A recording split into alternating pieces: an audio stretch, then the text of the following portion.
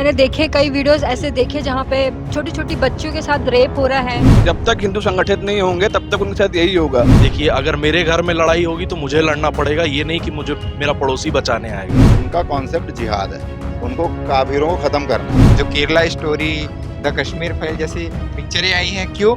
हिंदुओं को जगाने के लिए। कि अगर हिंदू हिंसक है, आपको भारत में डर लग रहा है, आप भारत छोड़ के चले जाइए। ऐसी लड़ाइयाँ लड़ने के लिए एकता की बहुत जरूरत होती है, यूनिटी की बहुत जरूरत होती है। आपके लड़के 15 साल 17 साल के लड़के, उनके लड़के कुर्बानी सीख रहे हैं, तो आपके लड़के फेसबुक में नाच रहे हैं। ऐसे ऐसे जगह में घुसकर इन लोग बैठे हुए हैं और ऐसे ऐसे जगह जहाँ पे एक विशेष धर्म के लोग इनको संरक्षण दिए हुए हैं। आप जिस जगह पे खड़े हैं उससे कुछ किलोमीटर, 1-2 किलोमीटर की दूरी पे एक अवैध मस्जिद बनी हुई है, अवैध मजार बना हुआ है, अवैध घोषित कर दी गई है। लेकिन प्रशासन के ही कुछ लोग मिलके, शासन के ही कुछ लोग मिलके उसे ध्वस्त नहीं करने दे रहे हैं। जब मुसलमानों में इतनी शक्ति है कि वो अपने आपसे लड़ रहे हैं, तो वहाँ के हिंदुओं में क्यों इतनी ताकत नहीं है कि वो उनसे सामना कर सके। स्पर्श मल्टी स्पेशलिटी हॉस्पिटल अब दे रहा है फुल टाइम विशेषज्ञों की देखरेख में सर्वश्रेष्ठ NICU एवं PICU की सुविधा, यानी नवजात एवं बच्चों की गंभीर बीमारियों का इलाज अब आपके अपने शहर में, साथ ही न्यूनतम दर पर हेल्थ पैकेज की सुविधा। स्पर्श मल्टी स्पेशलिटी हॉस्पिटल, एक एहसास अपनेपन का।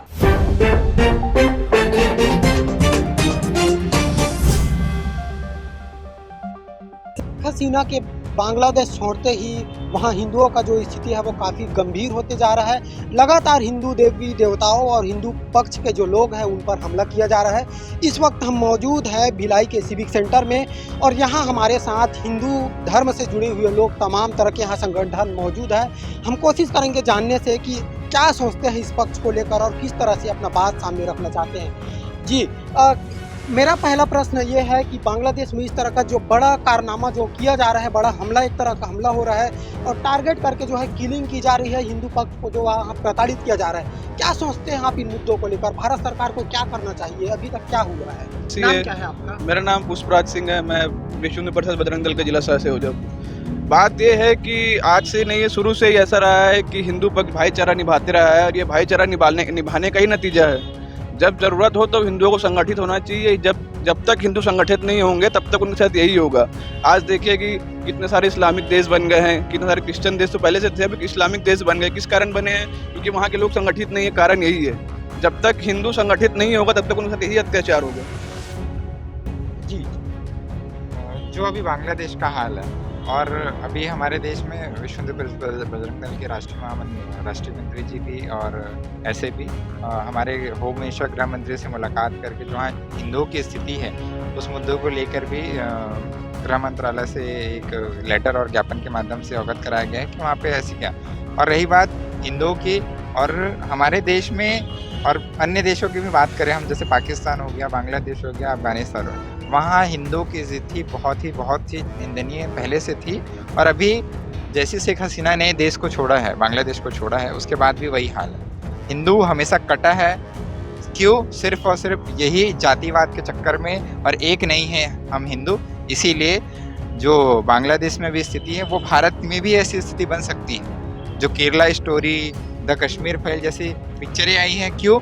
हिंदुओं को जगाने के लिए। आज उन जो कथा कथित लोग हैं, जो देश के लोग कथा कथित लोग हैं, जो कश्मीर फाइल्स और केरला स्टोरी जैसे मूवीज़ पे अपने सवाल पूछ रहे थे, आज उनको मैं बताना चाहूँगा आपके माध्यम से कि वो देखे बांग्लादेश स्टोरी और देखे अपनी आंखों से। जो कहते थे वो अभी मुंह बंद करके अपना मुंह चुपचाप और मुंह छुपा के कहाँ बैठे हैं। वो एक आवाज़ उनके निकल नहीं रहा है। चूहे, जैसे चूहा बिल में घुस जाता है ना, वैसे घुस गए हैं वो लोग। देखिए, एक बड़ा सवाल यह भी आता है कि शुरू से जो है भारत सरकार बांग्लादेश का जो है वो दोनों एक दूसरे की मदद कर रहे हैं, लेकिन फिलहाल सिचुएशन को हम देखें तो इस तरह से इतना गंदा सा कंडीशन वहाँ बना हुआ है हिंदू के खिलाफ में, तो क्या लगता है सरकार अभी तक सरकार की ओर से कोई कदम नहीं उठाया गया है? इस मुद्दे को लेकर क्या सोचते हैं आप? देखिए, अभी जो चल रहा है ये बांग्लादेश में सिर्फ हिंदू धर्म को ही सिर्फ टारगेट किया जा रहा है। सबसे पहले तो हिंदुओं को ये बोलना चाहूँगा कि जब वहाँ पे वो टारगेट कर रहे हैं तो वहाँ आप ये नहीं देख रहे हैं कि वो ब्राह्मण है, ये नहीं देख रहे हैं कि वो शूद्र है या कुछ है या किसी दूसरे जाति का, वहाँ टारगेट सिर्फ हिंदू हो रहा है। तो हमारे में दिक्कत ये हो रहा है कि आज के डेट में जब हम लोग देख रहे हैं तो हमारे भारत के अंदर में भी जातिवाद की राजनीति कंटिन्यू बढ़ते जा रही है। हम लोग किसी भी जगह देख रहे हैं तो वहाँ पे जातिवाद जो है वो हावी होते जा रहा है। तो वहाँ पे जिस तरीके से टारगेट, और ये सिर्फ बांग्लादेश का ही बात नहीं है, आप यहाँ पाकिस्तान में देखिए, आप अफगानिस्तान साइड में देखिए, जहाँ पे हिंदू माइनॉरिटी पे होता है वहाँ पे हिंदू को और कुचलने का काम किया जाता है। तो बात ये, जैसे कि अभी सीए एनआरसी के ऊपर बहुत सारा बवाल हो रहा था, तो सीए जो पूछ रहे थे कि सीए क्यों जरूरत है, एनआरसी क्यों जरूरत है, तो ये जो चल रहा है, ये ट्रेलर दिख गया है पूरे विश्व स्तर पे कि क्यों हमको सीए और एनआरसी का जरूरत पड़ता है। हिंदू को हर जगह कुचला जाता है। तो यहाँ पे जो सरकार है, सरकार को हिंदुओं के लिए वहाँ पे जो जिनके साथ प्रताड़ित हो रहा है, हम लोग देख रहे हैं कि महिलाओं के साथ निरंतर बलात्कार हो रहा है, ऐसे वीडियो क्लिप सामने आ रहे हैं कि जो कि हम लोग दिखा भी नहीं पा रहे हैं, जो कि देखने के लिए भी हमको बहुत ये चाहिए। तो इस प्रकार से घटना बढ़ते जा रहे हैं हिंदुओं पे, इसीलिए सरकार को कुछ ना कुछ कदम लेना चाहिए। देखिए, कल एक तरह की बात कही जा रही थी कि यहाँ जो हमारे आसपास हमारे क्षेत्रों में या राज्य में बांग्लादेश घुसपैठी होने का भी दावा किया जा रहा था हिंदू युवा मंच के द्वारा। तो क्या लगता है, आप किस तरह से उनका पहचान करेंगे और सरकार या आप लोगों की सरकार से क्या मांगे हैं, किस तरह से उनको बाहर करने का जो कार्य है वो किया जाएगा? जी, दरअसल बात ऐसी है कि जितने भी बाहरी लोग आए हुए हैं, सबकी आधार कार्ड और सबके डॉक्यूमेंट की जांच होनी चाहिए। पिछले 5 साल से जितने लोग, या 5 साल 10 साल से जितने लोग यहाँ बसे हुए बाहर से आके, सबकी पहचानों की जांच हो, और जितने भी नए बने हुए हैं आधार कार्ड और जितने वगैरह डॉक्यूमेंट जो बाहर से आए उनके, वो सबको रद्द करना चाहिए और सबको देश निकाला करना चाहिए, ताकि हमारा देश सुरक्षित रहे। देखिए, जैसे कि मेरे साथी ने कहा, जो केरला स्टोरी और कश्मीर फाइल्स को देखकर नहीं सीखे हैं, उन्हें आज की स्थिति में बांग्लादेश स्टोरी जो कि लाइव चल रही है वो देखना चाहिए। और बात जहाँ तक होती है कि हिंदुओं को टारगेट किया जा रहा है, तो कहीं भी हिंदू समाज कमज़ोर नहीं है, बस यह है कि असंगठित है, उन्हें संगठित होने की ज़रूरत है। और जैसा कि आपने पूछा कि बांग्लादेश को अभी भारत सरकार वर्तमान स्थिति में क्यों मदद नहीं कर रही, देखिए, अगर मेरे घर में लड़ाई होगी तो मुझे लड़ना पड़ेगा, ये नहीं कि मुझे मेरा पड़ोसी बचाने आएगा। तो वहाँ हमें खुद लड़ना पड़ेगा, और हमें ये भी सीखना पड़ेगा कि बहुत जल्द वो स्थिति यहाँ भी बन सकती है। और जिस तरीके के घुसपैठिए हर जगह हैं, बांग्लादेशी घुसपैठिए हैं, पाकिस्तानी घुसपैठिए हैं, आप ज़्यादा दूर मत जाइए, आप अपने ही विधानसभा में देखिए, पिछले विधानसभा सत्र में पिछले 5 सालों में बहुत से फर्जी वोटर जोड़े गए लोकल विधायकों द्वारा, लोकल नेता मंत्रियों द्वारा। उनकी कोई जांच नहीं होती है, जिसकी प्रॉपर जांच होनी चाहिए। जिनकी आईडियां बनाई गई हैं, प्रॉपर वोटर आईडी, आधार कार्ड बनाए गए हैं, उनकी जांच होनी चाहिए सरकार द्वारा। देखिए, एक प्रश्न और है कि क्या आप लोगों में से किसी को लगता है कि भारत सरकार को जो है वहाँ पे हस्तक्षेप जो है वो करना चाहिए? जी बताएं। कि भारत सरकार हस्तक्षेप करेगी नहीं करेगी वो तो बात की बात है। आप अपनी स्थिति समझिए पहले। आप भारत में बहुसंख्यक हो तब भी पहले जा रहे हो, बांग्लादेश में अल्पसंख्यक हो तब भी आपकी स्थिति खराब है। आप पहले संगठित होइए, आपको पहले लड़ना सीखना पड़ेगा, आपको एक कॉन्सेप्ट बनाना पड़ेगा। आप हमेशा उलझे रहोगे ना, ये वो, मतलब आपके लिए सबसे पहला इंपॉर्टेंट जो चीज़ है वो सर्वाइवल है ना, आपको जीवित रहना है ना, उसके बाद तो आप डेवलपमेंट देख पाइएगा।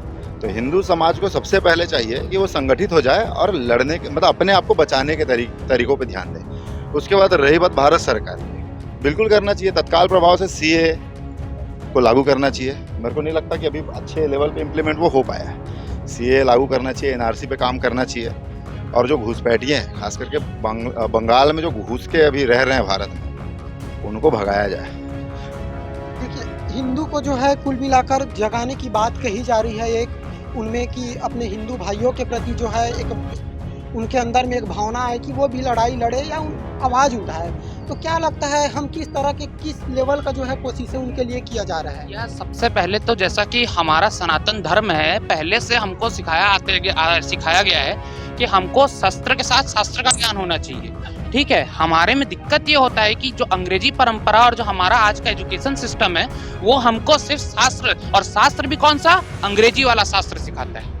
ऐसे कुछ कई कथाकथित लोग हैं जो बोलते हैं कि ये आज का, जैसे हमारे यहाँ पे रिसर्च सामने आता है, बहुत सारा रिसर्च अभी सामने आ रहा है, ये सब हमारे वेदों में है, हमारे वेदों में था, जिसको कुचला गया, इन अंग्रेजों के द्वारा कुचला गया। तो हम हमारे तरफ से जो शस्त्र और शास्त्र का बात हम लोग करते हैं, जैसे आप दूसरे धर्म को देखेंगे तो उनके में शस्त्र से उनको ये किया जाता है, शास्त्र सिखाया जाता है। हमारे इस देश में, भारत देश में अंदर हम बहुसंख्यक है, उसके बाद भी हमारा दुर्भाग्य ये है कि आर्टिकल 30A जैसे धारा, जहाँ पे हिंदू धर्म के द्वारा और जो बहुसंख्यक है वो अपने धर्म का ज्ञान नहीं दे सकते, इस तरीके का जो धारा है उसको सबसे पहले खत्म किया जाए। आर्टिकल 30A, हिंदू मंदिरों से टैक्स वसूला जाता है, हिंदू मंदिरों से पैसा लिया जाता है, और दूसरे जो धर्म के यहाँ पे जो बने हुए हैं उनके पास से कोई धर्म नहीं लिया जाता, कोई टैक्स नहीं लिया जाता।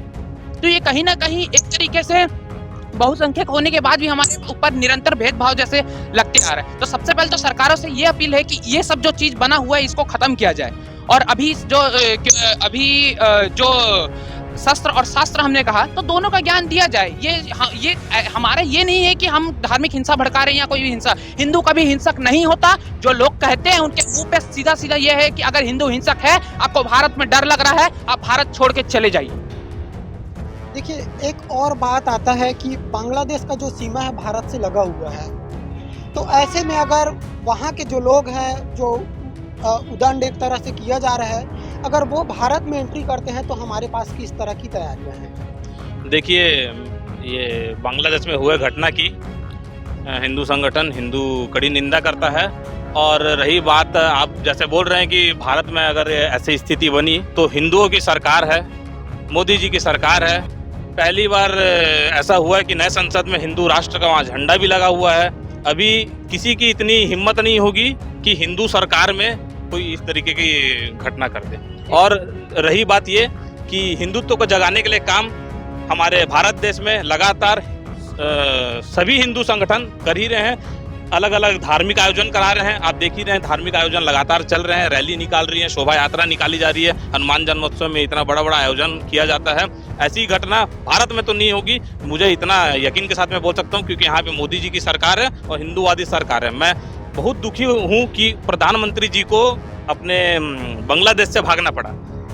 मोदी जी भारत में हिंदूवादी नेता है, मोदी सरकार है, यहाँ से कहीं नहीं जाएंगे। यहाँ कुछ ऐसी घटना होगी भी नहीं कभी जीवन में। जी, आपका नाम क्या है? जी, मैं डॉक्टर भावना दिवाकर हूँ, आदिशक्ति हिंदू अमन से जिला संयोजिका हूँ। तो देखिए, बांग्लादेश की स्थिति जो हालिया स्थिति है उससे लोग पूरे अच्छे से वाकिफ हैं। वहाँ कहा जाए तो महिलाओं की स्थिति काफ़ी दयनीय है। इसको लेकर आप एक महिला होने के नाते क्या कहना चाहेंगे? मैंने देखे कई वीडियोस ऐसे देखे जहाँ पे छोटी छोटी बच्चियों के साथ रेप हो रहा है, छोटे छोटे बच्चों के साथ इतने अत्याचार हो रहे हैं, महिलाओं के साथ घर में घुस करके मारपीट हो रही है। जब मुझे वीडियो देखा गया तो मैं बहुत ही ज़्यादा सहम गई थी। और बांग्लादेश के हिंदुओं को बहुत ज़्यादा जागने की ज़रूरत है। देखिए, ऐसी लड़ाइयाँ लड़ने के लिए एकता की बहुत ज़रूरत होती है, यूनिटी की बहुत ज़रूरत होती है। हम देखते हैं कि आजकल जो जितने भी धर्म है सब यूनिटी बना करके चल रहे हैं। आज हमारा हिंदू जो है उन्होंने अपने आप को जातिवाद में डिवाइड कर दिया, और इस जातिवाद के चक्कर में लोगों को लगता है कि ये जातिवाद है तो हमने अपने एक जातिवाद के अकॉर्डिंग ही यूनिटी बना के रखी। अगर सारे जातिवाद मिलकर के एक यूनिटी बना ले तो हर युद्ध हम लड़ सकते हैं आसानी से।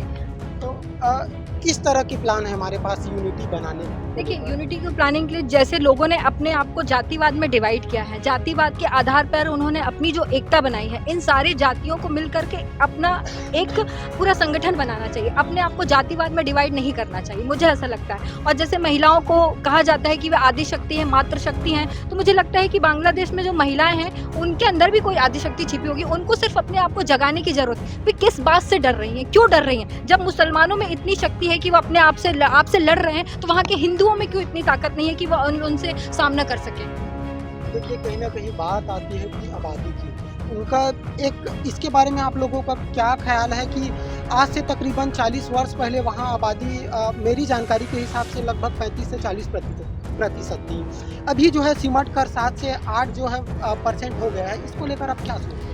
देखिए, आबादी की बात करें तो जैसे हमारे भारत देश में भी हर तरह के लोगों की आबादी है, हर जाति धर्म में हर तरह के लोग हैं। तो मैंने जैसा कहा कि अगर आबादी भी कम है तो एकता से बढ़कर कुछ नहीं है। अगर आप में एकता है, अगर 10 लोगों का भी संगठन है ना, तो उस पर भी हम जीत सकते हैं। सबसे बड़ा जो बॉर्डर टिका हुआ है वो सीधे से बंगाल से टिका हुआ है। बंगाल में कांग्रेस परस्त गवर्नमेंट है ममता बनर्जी की। पिछले ये शायद तीसरा पंचवर्षीय है उसका, ममता बनर्जी का। वो सीधे सीधे उसको चाहिए वोट। उनसे जितने भी घुसपैठिए जो आते हैं वो टीएमसी को वोट करते हैं। वो चाहती नहीं कि वो वहाँ से भागे। जब तक बंगाल में सरकार नहीं बदलेगी तब तक उनको वहाँ से भगाना फिलहाल तो असंभव है। या तो फिर केंद्र सरकार को राष्ट्रपति शासन लगा के कोई एक्शन लेना पड़ेगा। ये उसका ऑथेंटिक जो जवाब है होगा।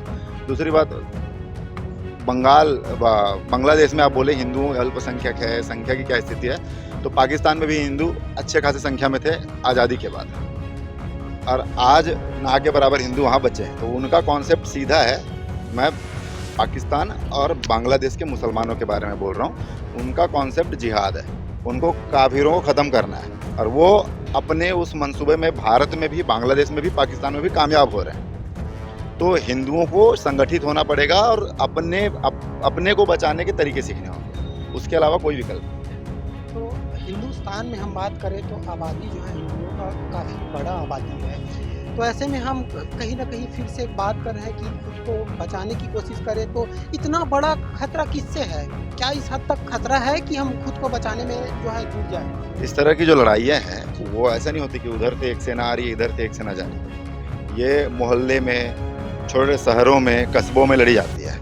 और इनकी जो संख्या है भारत के हर एक शहर में, छोटे बड़े शहरों में, ये एक विशेष जगह में बहुत संख्यक है। वहाँ आप नहीं हैं, वहाँ आप रह भी नहीं पाइएगा। तो उस तरह की जगहों पे लड़ाइयाँ होती है। दूसरी बात, इनकी तैयारियाँ पूरी होती है, ये पूरी तैयारियों के साथ रहते हैं। किस तरह की तैयारी? इनके पास लड़ने के इक्विपमेंट्स होते हैं, ये रखते हैं। हिंदू दीपावली में सोना खरीदता है, ये अपने त्योहारों में लोहे के सामान खरीदते हैं। मैं प्रत्यक्ष नहीं बोलना चाहूँगा, नहीं तो विवाद हो जाएगा। तो ये अपनी तैयारियाँ रखते हैं, ये लड़ने में सक्षम है, इनमें यूनिटी है। आप देखिए, 5 लोग अगर यूनाइटेड हैं, संगठित हैं, वो ना 15 अलग अलग जगह फैले लोगों से लड़ सकते हैं आसानी से। तो हिसाब किताब वही हो रहा है। आप संगठित ही नहीं है, आपकी तैयारियां ही नहीं है। आपके लड़के 15 साल 17 साल के लड़के, उनके लड़के कुर्बानी सीख रहे हैं, तो आपके लड़के फेसबुक में नाच रहे हैं, सोशल मीडिया में नाच रहे हैं। ये स्थिति ये है। और जब बात आ ही गई है तो एक बात मेरे मन में है कि जब कभी दूसरे देश में खासकर ईरान इराक की बात किया जाए, तो वहाँ जब कोई मुसलमान लीडर को जो है कुछ होता है, तो यहाँ के मुस्लिम एक स्ट्राइक करते हैं, एक विरोध प्रदर्शन करते हैं। लेकिन फिलहाल ऐसा कुछ सुगबुगाहट नज़र नहीं आ रहा। इसको लेकर जी क्या कहना चाहेंगे? हाँ, मुझे भी ऐसा लगता है कि लोगों को जागरूक होना चाहिए। बांग्लादेश की जो स्थिति है, हर देश को सामने आना चाहिए। इस चीज़ में डटकर हमें एकजुट होकर के इस चीज़ को फेस करना भी है। और मैं ये जो बांग्लादेश की जो स्थिति देख रही हूँ, मुझे लगता है भारत में ऐसी स्थिति तो कभी नहीं आएगी, क्योंकि भारत के जो हिंदू हैं बहुत जागरूक हैं। और दूसरी बात, भारत में कुछ तो बात होगी, जो दूसरे देश में ऐसी चीज़ें होती हैं तो वहाँ के लोग भारत में चल कर के आते हैं। सीमा हैदर और जैसे लोग हमारे भारत में चल कर के आते हैं, तो कहीं तो सुरक्षा होगी हमारे भारत में किसी चीज़ को लेकर के। देखिए, हर बार जो है घूम फिर कर एक सवाल सामने आता है कि हमारे क्षेत्र में, हमारे आसपास, हमारे समाज में भी बांग्लादेशी घुसपैठी होने का दावा किया जाता है। आखिर हमारे संगठनों के पास किस तरह के इसके लिए रणनीति है कि उनको दूर किया जा सके? जी बताइए। जी, हम सब जो पूरा देश आज बांग्लादेश की स्थिति जो देख रहा है, हम सब उससे वाकिफ़ हैं और हम इस चीज़ को नज़रअंदाज नहीं कर सकते। ये हम सभी के लिए सीख है कि हम सबको संभल के रहना होगा, जागरूक रहना होगा। और बांग्लादेश के सभी हिंदू निवासियों से मेरा एक निवेदन है कि आप सब जागरूक रहें, आप सब हिंदुत्व हैं, आपके ऊपर भगवान की कृपा है, आप अपनी लड़ाई खुद लड़ सकते हैं, आप अपनी हिम्मत मत हारिए, हम सब आपके साथ हैं। जी, इस विषय में यही कहना चाहूँगा कि हिंदू संगठन भारत देश में जितने भी लगातार कार्यक्रम वगैरह कराते रहते हैं, अपना धार्मिक कार्यक्रम कराएं, सामाजिक कार्यक्रम कराएं और लोगों को मानसिकता से जोड़ें, हिंदू धर्म से जोड़ें और धार्मिक कार्यक्रम आगे बढ़ाते जाएं। देखिए, इस विषय पे तो उतना टिप्पणी जब तक हमारे पास पहली बात तो प्रमाण है, मगर ऐसे ऐसे जगह में घुसकर इन लोग बैठे हुए हैं और ऐसे ऐसे जगह जहाँ पे एक विशेष धर्म के लोग इनको संरक्षण दिए हुए हैं। भारत देश के अंदर ऐसा नहीं हो सकता कि आप आ रहे हो, रह रहे हो हर जगह, मगर एक विशेष धर्म है जो इनको संरक्षण देकर अपने पास बसाता है। इन लोगों का एक टारगेट ये होता है कि पहले एक जगह को छोटे रूप से कब्जा करो, उसके बाद उसको धीरे से उसको पूरा का पूरा कैप्चर कर लो। उसके बाद इनके ऊपर जब कार्रवाई करने कोई जाता है तो इन लोग निकालते हैं अपना जो सीखा हुआ शस्त्र अस्त्र सब निकालना चालू कर देते हैं। तो इस तरीके से इनको बचाया जाता है। एक बात और ये भी है कि कुछ लोग, अभी कुछ मानसिकता वाले लोग ये भी बोल रहे हैं कि भारत में इस प्रकार का घटना हो सकता है। तो भारत में कई बार इस प्रकार का घटना करने का कोशिश हुआ है। आप देखते हैं कि जैसे लाल किले के ऊपर चढ़कर खालिस्तानियों का झंडा लगा दिया जाता है, कई बार सीएए एनआरसी का विरोध किया जाता है, कब किसान आंदोलन कन्वर्ट हो जाता है, किसी पुलिस स्टेशन के अंदर घुस जाते हैं, कब वहाँ पे प्रधानमंत्री, देखिए काम करने का तरीका उनका कुछ भी हो, कोई भी हो, मगर प्रधानमंत्री की हैसियत से बोलता हूँ, जब इस भारत देश के अंदर ये नारा लगता है कि हाय हाय मोदी मर जा तू, ऐसे ऐसे नारे लगते हैं, तो वो हमारे देश के लिए दुर्भाग्य है। जेएनयू जैसे विश्वविद्यालय के अंदर भी जब नारा लगता है कि भारत तेरे टुकड़े होंगे इंशाअल्लाह इंशाअल्लाह, ये उनकी मानसिकता को दर्शाता है। मगर एक चीज याद रखिएगा, जब तक हमारे जैसे हिंदूवादी संगठन है तो इन लोगों का जो मानसिकता है वो कभी पूरा नहीं होगा। जब तक आरएसएस, विश्व हिंदू परिषद और बजरंग दल जैसे संगठन खड़े हैं, तुम लोग भेजते जाओ जितना कर सकते हो, हम भी यहाँ पर खड़े हैं उनको जवाब देने के लिए। आपके द्वारा अभी कहा गया कि प्रमाण होने की बात कही जा रही है घूम फिर कर, तो किस तरह के प्रमाण है? क्या सरकारों के पास मतलब जो एडमिनिस्ट्रेटिव यहाँ है उनके पास देने की बात चल रही है, या फिर वो जो प्रमाण आपके पास है किस तरह के प्रमाण है उसके बारे में थोड़ा डिटेल चाहिए। देखिए कुछ विषय कुछ जगह ऐसे है पूरे दुर्ग जिले के अंदर जहाँ पे आपको जैसे कि अभी अगर हम लोग कैमरा के सामने बोलते हैं तो उनके ऊपर पहले से उनके पास प्री प्लानिंग आ जाएगा। तो बात यह है कि हम आपको उस जगह में बता देती है, आप अपना एक काम कीजिए, कैमरा को लेकर उस जगह पर जाइए और वहाँ पे आप जब आइडेंटिटी के नाम से या तो आप घुसने का भी कोशिश करेंगे तब आपको आपके कैमरा के सामने वो सब चीज़ दिख जाएगा जो चीज़ मैं अभी यहाँ पे थोड़ी देर पहले बताया हूँ। देखिए जैसे कि आपने पूछा प्रमाण कैसे है हमारे पास, आप जिस जगह पे खड़े हैं उससे कुछ किलोमीटर 1-2 किलोमीटर की दूरी पे एक अवैध मस्जिद बनी हुई है, अवैध मज़ार बना हुआ है, जो कि जगह यहाँ के बीएसपी प्रशासन द्वारा अवैध घोषित कर दी गई है और उस जगह को लेकर कोर्ट के द्वारा ऑर्डर भी आया जा चुका है कि उसको ध्वस्त किया जाए, लेकिन प्रशासन के ही कुछ लोग मिलके शासन के ही कुछ लोग मिलके उसे ध्वस्त नहीं करने दे रहे हैं। तो ये इससे बड़ा प्रमाण आपको क्या चाहिए कि उनकी घुसपैठ प्रशासन तक के है कि वो प्रशासन को मैनेज कर रहे हैं कि उनकी जगह ना तोड़ी जाए। और जब आप देखेंगे खासकर कि जो जुम्मे की नमाजें होती हैं उनमें इस तरीके के देश विरोधी नारे लगाए जाते हैं, अस्त्र शस्त्रों का प्रदर्शन किया जाता है सिर्फ इसलिए कि वो अपनी ताकत दिखाए। और जहाँ तक आपने ये भी पूछा कि हमारी क्या तैयारी है, हमारी तैयारी सबसे पहले तो मेरी हर घर में हर पेरेंट से यह आग्रह है कि वो सबसे पहले अपने बच्चों को अपने धार्मिक किताबें पढ़ाएं, रामायण का ज्ञान दें, और कुछ नहीं कर सकते तो डेली शाम को 7 बजे अपने घर के बाजू के मंदिर में आरती करना सिखाएं। खुश है तो फिर खुशी मना ले, छोटा बड़ा केक मंगा ले, संगम में मिलता है बढ़िया केक, संगम में मिलता है बढ़िया केक। तीरंदाज